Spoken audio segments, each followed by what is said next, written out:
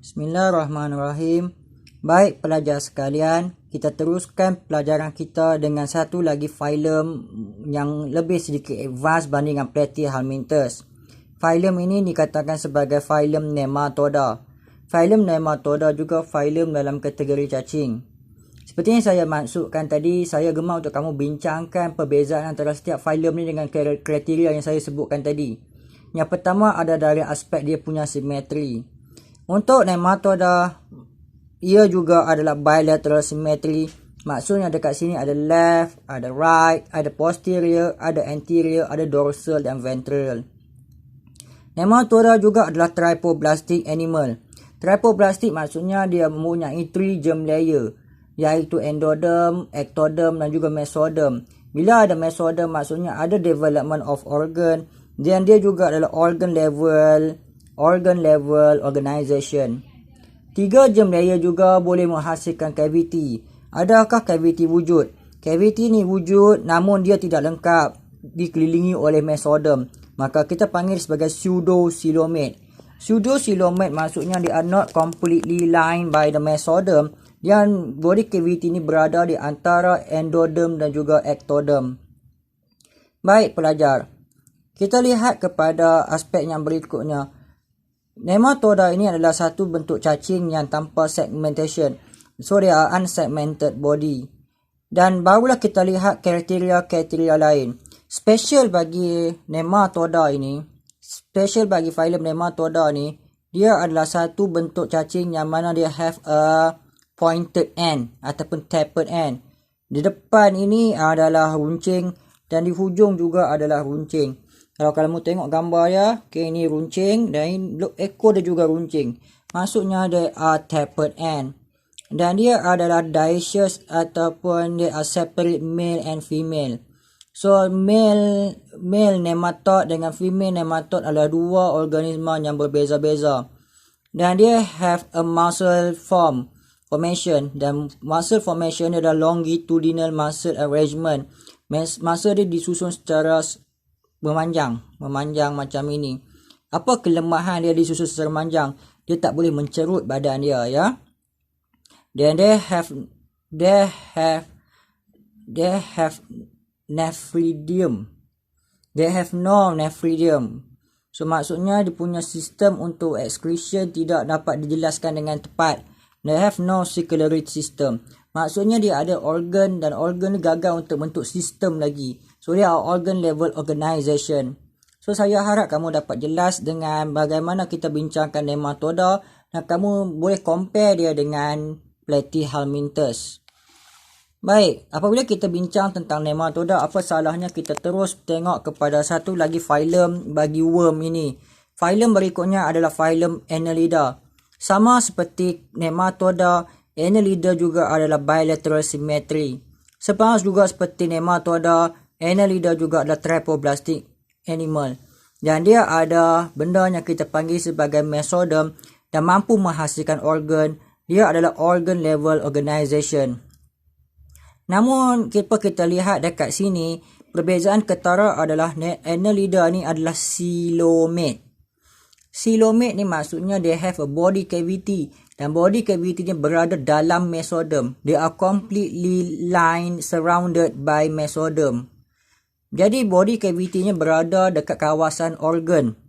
Dan apabila body cavity berada dalam peringkat organ, mudah untuk organ-organ itu menghasilkan satu sistem yang baik. Yang apa yang special bagi Annelida ini, they are metameric segmented body.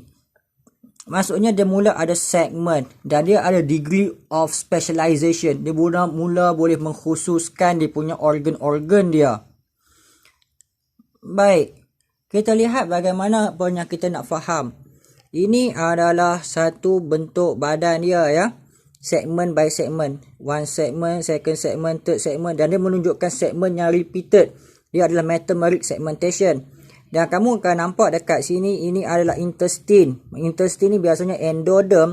Dan ini adalah outer cover body. Yang ini adalah ectoderm. Di tengah-tengah ni adalah mesoderm. Dan mesoderm dia ada rongga. Dan rongga-rongga ni dipenuhi oleh bahan-bahan organ. Contohnya organ ni yang kita nampak ni adalah metanephridium. Organ ni berada di sini dalam body cavity ini. Dan kita nampak ni ada organ yang berasaskan nerve cord yang berada dalam body cavity. Organ-organ ni bila berada dalam body cavity mudah untuk dia berkembang dengan baik. Baik pelajar, barulah kita tengok ciri-cirinya lain. Cirinya lain adalah kamu faham Annelida ni adalah hermaphrodite. Hermaphrodite ni maksudnya dekat sini dia ada male and female part dalam satu individu yang sama. Maksudnya dia ada male organ, male sex organ dan female sex organ dalam satu individu yang sama. They have a setae. Dan setae ni except dekat bahagian leech. Dan leech tak ada setae. Setae ni macam, setae ni adalah macam benda ini. Ini adalah setae ya. Kaki dia macam projection keluar ini ya. Ni adalah setae. Setae ni penting untuk locomotion. Dan dia punya muscle special. Kalau tadi kita pencang tentang longitudinal muscle arrangement, ini ada dua-dua, circular dengan longitudinal muscle arrangement. Maksudnya kelebihan dia boleh mencerut. Kamu nampak tak macam mana cacing tanah bergerak? Badan dia kecil, besar, kecil, besar, kecil, besar. Maksudnya kedua-dua muscle arrangement ni boleh bertindak dengan baik. Dan dia ada metanephridium. Metanephridium, tambah sikit apa kata metanephridium. Metanephridium ni penting untuk excretory, mengeluarkan lebihan-lebihan bendalir. Dan dia lebih advance berbanding dengan protonephridium. Dan dia have closed circulatory system. Highlight perkataan closed circulatory system.